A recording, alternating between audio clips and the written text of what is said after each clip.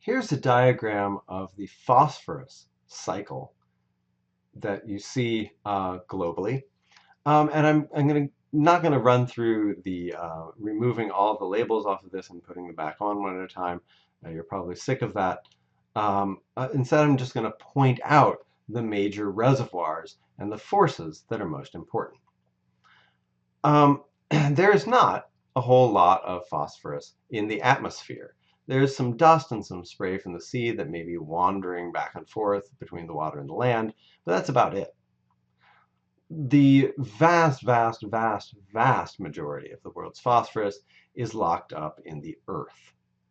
There's a tremendous amount of it in the soils, but most of it is in rock. In the oceans, you find a fair amount of it, largely because the oceans are so darn huge.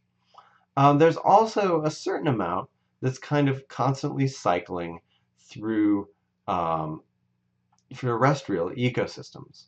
So land plants contain probably 500 billion tons, and it cycles back through the consumers and decomposers into the soils and back up again.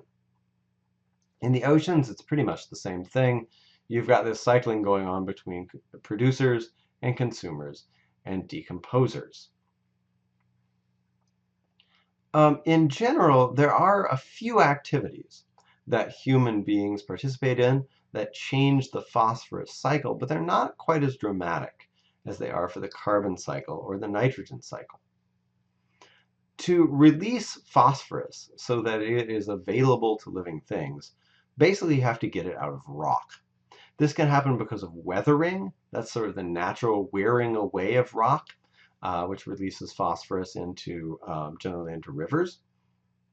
But human beings have also introduced mining and other things such as erosion, which take the phosphorus that's bound up in rocks and dirt and allow it to be released into rivers, from which it generally makes its way down into the sea. One particular thing that human beings do with phosphorus that you should be aware of is they make products out of it. So phosphorus is mined out of the ground and then sent to a factory to be incorporated into things like fertilizers and detergents. This can have a huge impact on aquatic ecosystems, particularly the detergents, because when you do your wash, when you run a load of clothes through the washing machine, what happens to the water after you're done is it gets discharged, and that discharge ends up in some kind of river nearby. If your detergent contained a lot of phosphorus, and by the way, a lot of detergents do, they're being phased out. Phosphates are being phased out of detergent, but not everybody has gotten the memo yet. But all of that phosphorus, all the phosphorus that was present in that detergent, goes straight into some kind of waterway.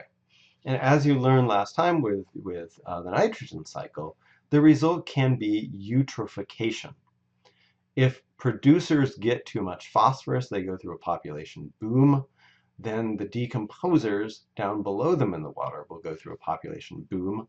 And because oxygen does not dissolve or does not diffuse quickly through water, all the oxygen in the deeper parts of that body of water can be depleted, leading to an anoxic zone, or what's called a dead zone.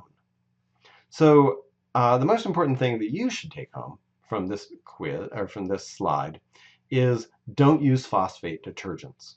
And in general, practices that dump phosphorus or phosphates into waterways are going to be really, really damaging for those ecosystems, because you tend to get algal blooms like this wherever organisms can get a high enough amount of nutrients to reproduce very, very rapidly.